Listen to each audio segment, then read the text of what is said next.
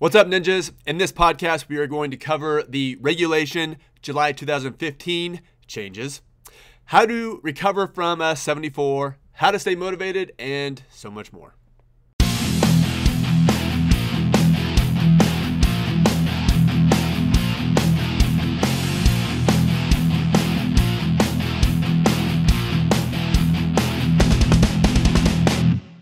What's up, everyone? Welcome back to another action-packed edition of CPA Reviewed, the official podcast of another71.com. As always, I am your humble host, Jeff Elliott, a licensed CPA in the state of Kansas, much to the chagrin of many. Happy Thursday to you. Today is Thursday, May 21st, 2015. On today's show, we are going to jump into the questions. As always, you can watch this on YouTube. You can just do a search on YouTube for Another 71, and my smiling face should show up in theory. You can also listen to us on iTunes. Just search for CPA Exam. You should see the CPA Reviewed podcast. And under books, you should see the CPA Exam Survival Guide. It is the #1 rated CPA exam related book on iTunes, probably because it's free. All right, jumping into the questions.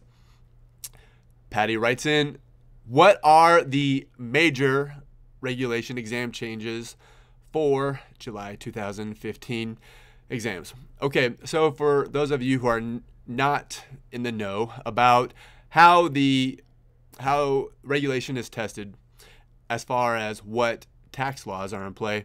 So basically, whenever a new law comes in, is enacted, or is effective, the CPA exam tests on it 6 months later. So basically, the 2015 tax laws were effective as of January 1st. And so from January 1st through June 30th, the CPA exam tested on 2014 tax law. And obviously there's no exams in June. So from July 1st, 2015 through June 30th, 2016, the CPA exam will test on 2015 tax law. Now, the AICPA, if they had to go in and adjust all of the exemptions and phase outs and deductions that were subject to every whim of Congress, they would basically spend all of their professional lives updating questions in their database, vetting them, making sure that quality control was in place, et cetera, et cetera. Their job would be never ending. So what I believe the AICPA does is there are a few bread and butter deductions that just make sense to know, just the regular deductions and exemptions that basically just get indexed for inflation every year, pretty much. And so basically the standard deduction, the personal exemption for married filing jointly and single, I would know those. Do I think that you will have to memorize those for exam day? Probably not. But those are just two things that are good to know. I would not memorize head of household or married filing single, or married filing separately. I would not know those. But 179, that's the big mystery every year, especially when Congress does things like they extend it at the last moment, like they did. So for 2014, they extended it, and it was after the tax year had already begun. And so that kind of confused CPA exam candidates, and I think it kind of confused some review providers too. But basically, the 179 deduction for 2015 is $25,000 with a $200,000 threshold. And another thing that you should know is the estate tax deduction or exemption amount is changing. The gift tax amount stays the same. If you are a ninja, you have all the updates. They are covered. I think for the estate tax, it's $5,430,000 this year. The gift tax, is 14,000 again. And the kiddie tax is changing. It was $1,000. You can deduct $1,000 twice previously. Now it's $1,050. And if you have the Ninja notes, that will all make sense. All of that to say, just don't worry too much about the new tax laws. Not very much has changed at all. Just a few tweaks here and there. As always, if you are a Ninja, you get the updates for free, which brings me to my next point. A lot of people are emailing me about the regulation changes and when they will be out. They should be out mid to late June. And when I say mid to late June, I mean late June. So there are just a lot of things to update. But they will be free, and I will send out an email as always. I hope that's helpful. That was pretty generic. The main takeaway there is basically know the 179 number, know the estate and the gift number, and the rest of the stuff is pretty standard. It hasn't really changed. Hani says, how many questions are in the Ninja MCQ and simulations? There are over 6,400 multiple choice questions and over 250 simulations. How that breaks down: regulation has over 1,800 questions and has 69 simulations. FAR has almost 1,700 questions and 74 simulations. BEC has over 1,300 questions and 26 written communications. And auditing has nearly 1,600 questions and 84 simulations. And that is all AICPA licensed content. Ryan writes in, I have been taking the CPA exam off and on for about 7 years now and have used multiple review courses. I'm getting a 65 to 70 every single time. I am beginning to become discouraged and thinking of throwing in the towel. However, I have a new baby and this has given me motivation to finally get this exam behind me. Do you have any tips for me? Ryan, I was in your shoes once, and I'm sure that you are like me. It's not a matter of intelligence, although some might question my intelligence from time to time, especially when I have estate sale art in the backdrop for my podcast. But hey, it was a gift, and it's got texture. I didn't plan on doing that. You never know what you're going to get. So basically, the CPA exam is really boring to study for, and when you get home from work, that's the last thing that you want to do. For me, I worked in public accounting, and the last thing that I wanted to do was study. And so I would come home and do what every responsible adult does, and say, hey, honey, and I'd sit down and play Madden. Well, when we had our first couple of kids, that wasn't enough to motivate me. Apparently, child number 3 was the magic number for me because I decided to get my butt in gear. And plus, it helped that my wife said, hey, let's either do this or not. Because basically, my MO was I would not study. I would study for a week prior to the exam, go in, cram, and take and take it and get a 71, hence the site name. And so my wife was like, yeah, I'm not really down with that anymore because we are letting you study on the weekends. We are going to family reunions without you. Like, oh, Jeff's studying again. People are like, man, that CPA exam must be hard. It's been 3 years. Like, yeah, it's a real tough one. Either that or my husband has been lazy. So I finally said, hey, I'm not going to be a lazy butt anymore. And I passed all of my exams on the next try.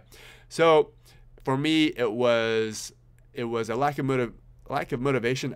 I wanted to be a CPA, but I didn't really want to be a CPA enough to study. And so once I did, I passed. And so if you are like me and that you found the CPA exam material very boring, which proof that God has a sense of humor, I now help people pass full-time for a living. So I deal with the boring material. Okay, so that was weird. My camera was totally messing up there, but I think it's all good now. So basically, you have to figure out why you want to be a CPA. You can't throw in the towel, because if you throw in the towel, you will always regret it. Because every time someone says, "Oh, are you a CPA?" it will just kill you inside. And every time that you apply for a job and you're up against another job candidate that has their CPA designation, it's going to, it will be a hindrance in your professional life. And so you can't throw in the towel. You just have to basically get mad, get pissed off, and let that anger fuel your work ethic and drive and cause you to make sacrifices. Cut out the Madden, get up early, study at lunch, study late, and just basically work. And that was my answer, and I think that is going to be your answer too. Tim writes in, so I just got my auditing score back last night, and I got a 74 after studying my butt off the past 2 months. What else can I do to get over the 75 mark to pass? Well, Tim, let me welcome you to Club 74. I am a 2-time member myself. I scored back-to-back 74s on regulation. Now, I understood the regulation material very well. However, there were a couple of areas that I found extremely boring, and so here's that work ethic thing again. I didn't want to study them, so I hated AMT, and I hated like-kind exchanges. I'm just like, ugh. And so I just kind of skipped them. That's a bad idea. And so after back-to-back 74s on regulation, I thought, what if I study everything else exactly like I have been, but then I study really hard over AMT and like-kind exchanges? And what do you know? I scored a 92. The same thing for you with auditing. I guarantee you there is an area that you are weak in, and hopefully you know what it is. I mean, just think, okay, what area of the exam do I hope that they don't ask me too much on? If it's something foundational like internal control, well, internal control affects a lot of things. And so if you are weak on internal control, well, that probably wouldn't get you to a 74. But let's say that you just didn't study audit sampling very much, and you are really weak on audit sampling. Go in and hit audit sampling really hard. Do everything that you did, study everything that you did exactly like you did to get that 74. That means if you have the Ninja book, reread the Ninja book. If you don't have the Ninja book and you have another course, watch all of those videos again and take notes again. And yes, you have to take notes again. If you retake an exam, you have to do the notes again, because writing things down will cause you to remember the concepts, which is why painting your CPA review book with pretty fluorescent colors, aka highlighting, not a good idea. It's not an effective way to learn. Tammy writes in, I'm not the one who is taking the CPA exam. My boyfriend is. Since he is too depressed right now to ask for help, I guess I will be the one to seek help. He has been working very hard over the past 2 years, but for some reason he hasn't managed to pass BEC. So far, he has taken it 4 times with scores of 63, 72, 68, and 73 as of today. He has been taking a review course alongside Ninja MCQ and has been scoring pretty well and training in the high 80s for Ninja. Before the exam date, he would be doing 100 multiple choice questions and studying about 4 hours on a daily basis, and on weekends he would devote up to 6 hours. I feel like he has been doing everything he can possibly do, but it's just not reflecting on his test score. We are both frustrated, and I am sure he is more upset than anyone else. He doesn't know what else he could have done differently for his 5th BEC exam. Anything would help. Okay, so this is going to be his 5th BEC exam. Well, Tammy, thank you for writing in. You are a very nice and sweet girlfriend to take the time to write in on his behalf. That's tough because it sounds like his work ethic is just fine. So 63, 72, 68, 73. My guess is from the 63 to 72, he really did things differently and really hit it hard. From a 72 to 68, my guess is that he cut some corners in that he thought, okay, I am good to go on cost accounting, so I don't need to study it as much because obviously I know it. Well, when you go in and take the exam, you are exam ready on that day. 2 months later, 3 months later, you're not. So you have to restudy it. So you got a 68 and then a 73. So what that tells me is that I'm going to say there are 2 areas that he is weaker on. So he has Ninja MCQ and he's trending in the high 80s. So maybe he's scoring in the 90s on a couple of them and in the high 70s on a couple of them. But on 1 or 2 sections, if I had to guess, he is scoring in the 60s, in the mid 60s on one and the low 70s on another. So for instance, someone just wrote me this week this exact same scenario. They were trending in the 80s, but they were scoring 90s in one section and mid 60s in another. And I said, and it was financial management and strategic planning. And I said, you really need to hit these areas hard, really, really hard. Because I think on exam day you were going to score, and this is what I told the individual, you were going to score between a 73 and an 80 on exam day. And this is exactly what your boyfriend scored, a 73. And that 73 to 80 range was based on nothing more than my gut feeling. And so what he needs to do is the areas that he is trending really high in on Ninja MCQ, he needs to continue to hit those. So maybe he's scoring in the 90s on corporate governance. Well, keep doing 20 question mini testlets here and there over corporate governance just to keep that at a high level. But if he's scoring in the 60s on financial management and strategic planning, he needs to hit those super, super hard. And so that's what I would do.